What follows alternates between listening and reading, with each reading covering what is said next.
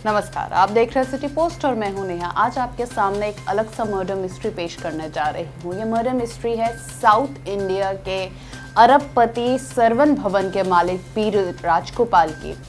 कैसे पी राजगोपाल सबसे पहले अरबपति बने, लेकिन ऐसा क्या हुआ कि वो फिर आरोपी बन के जेल चले गए और क्यों उनको पहले सजा मौत हुई, उसके बाद उम्र कैद हुई, उसके बाद उनका बिजनेस कौन देखा, ये सारी चीज़ें हम आज आपको बताने जा रहे हैं। पहले बता दें, गुरुवार यानी कि कल पी राजगोपाल की मौत हो गई। सरवण भवन के वो मालिक थे। मैकडॉनल्ड के सामने अगर भारत के तरफ से किसी को जवाब के रूप में पेश किया जाता है तो वो हमेशा से सरवण भवन रहा है।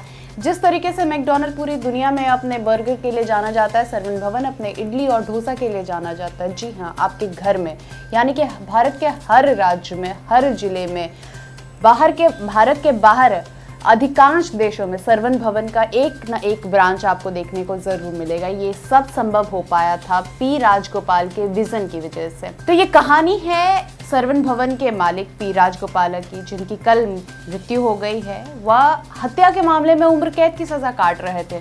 उनकी मौत के बाद 4 दशकों तक चली एक विवादास्पद, जो कि अभी तक पेचीदा विरासत बनी हुई है, उस पर पर्दा अभी तक गिरा हुआ है। लोग नहीं जान पाए क्या असल वजह थी। 72 वर्ष के थे विश्व प्रसिद्ध सरवण भवन के चेन के संस्थापक राजगोपाल।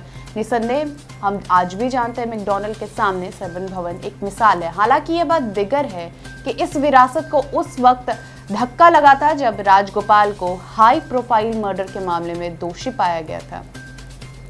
साल थी 2001 में हत्या के आरोपी बने राजगोपाल साल 2004 में दोषी पाए जाते हैं। हालांकि साल 2009 में इसे हटा भी दिया जाता है। करीब 17 साल तक राजगोपाल के हाथ खून से सने रहे। साल 2001 में राजगोपाल ने तीसरी शादी करने का फैसला किया था।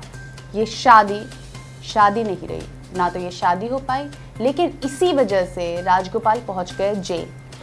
दरअसल बात ये थी कि किसी ने उन्हें सलाह दे दिया कि अगर आप तीसरी शादी करते हैं तो आप और अमीर हो जाएंगे, और वो जिससे शादी करना चाहते थे उस महिला का नाम था जीवोज्योति। वो महिला थी राजगोपाल के ही एक कर्मचारी प्रिंस सनत कुमार की पत्नी, जिसके साथ वो शादी करना चाहते थे। इसके बाद राजगोपाल ने ही अपने एक दूसरे कर्मचारी को कहा कि वो प्रिंस को निशाना बनाए और उसकी हत्या कर दे।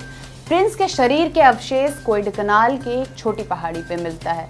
साल 2001 के अंत में दायर की गई पुलिस चार्जशीट और उसके बाद हुए मुकदमे में अपराध के विवरण में राजगोपाल द्वारा पीड़िता को आपराधिक धमकी, पूछताछ में दंपत्ति का अपहरण, शांता कुमार को मौत के घाट उतारने का आरोप लगता है। राजगोपाल को एक ज्योतिषी ने यह बता दिया था कि अगर वो तीसरी शादी करते हैं तो उनके लिए बहुत अच्छा रहेगा। बस एक अंधविश्वास ने उन्हें बना दिया कातिल।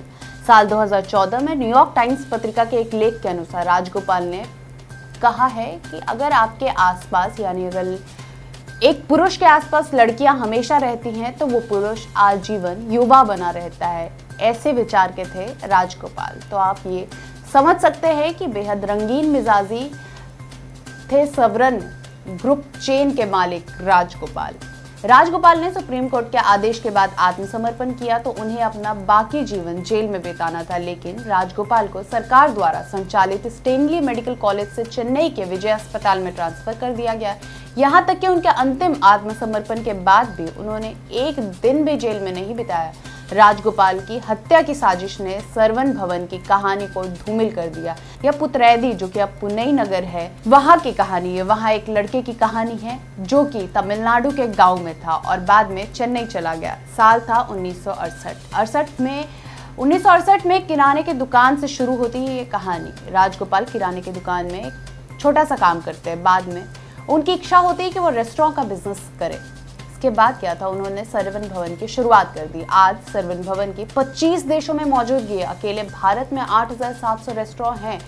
वहीं 80 देशों में सरवण भवन का चेन चलता है। राजगोपाल ने 80 के दशक की शुरुआत में चेन्नई में पहला सरवण भवन खोला था, जब वो एक किराने की दुकान चला रहे थे। उन्होंने ऐसा इसलिए किया क्योंकि उन्हें लगा कि चेन्नई के केके नगर में उनके स्टोर के आसपास कोई अच्छा रेस्टोरेंट नहीं है। सरवण भवन ने मैकडॉनल्ड की तुलना में इडली, डोसा, वड़ा का प्रोडक्शन तो जरूर किया, लेकिन अपनी पहचान बनाने में असमर्थ रहे। पहली बार यूएई से शुरुआत हुई उनकी अंतर्राष्ट्रीय बिजनेस की। यूएई में उन्होंने अपना पहला रेस्टोरेंट खोला। इसके बाद Paris, Frankfurt, London, Dallas, New York शहर में भी सरवण भवन का चेन खुलता गया। मैनहट्टन में भी इसकी 2 ब्रांचेस है। राजगोपाल के छोटे बेटे आर सरवण जहां भारत का बिजनेस देखते हैं, तो वहीं पी.आर. शिवा अंतरराष्ट्रीय बिजनेस संभालते हैं, जो उनके बड़े बेटे। दोनों पिछले कुछ समय से ज्यादा बिजनेस लाने की कोशिश कर रहे हैं। राजगोपाल के निधन के बाद भी सरवण भवन का बिजनेस तेजी से फैल रहा है, भारत ही नहीं विदेशों में भी। ये जानकर खुशी हुई, लेकिन राजगोपाल ने जब आखिरी बार आत्मसमर्पण किया, तब तक 1 हफ्ते पहले तक उन्होंने अपनी विरासत अपने दोनों बेटों के नाम लिख दी थी, क्योंकि उन्हें एहसास हो गया था कि अब वो शायद इस दुनिया में ज्यादा दिन नहीं रह पाएंगे। बहरहाल हम शुक्रगुजार जरूर है राजगोपाल के कि उन्होंने घर घर डोसा और इडली पहुंचाया, लेकिन एक अंधविश्वास की वजह से किसी की हत्या करवा देना या कर देना, ये अक्षम्य अपराध है। इस तरह की खबरों के लिए आप बने रहें सिटी पोस्ट के साथ। अगर इस तरह की कहानियां और जाननी हो तो आप लाइक करें, शेयर करें और सब्सक्राइब करें। नमस्कार।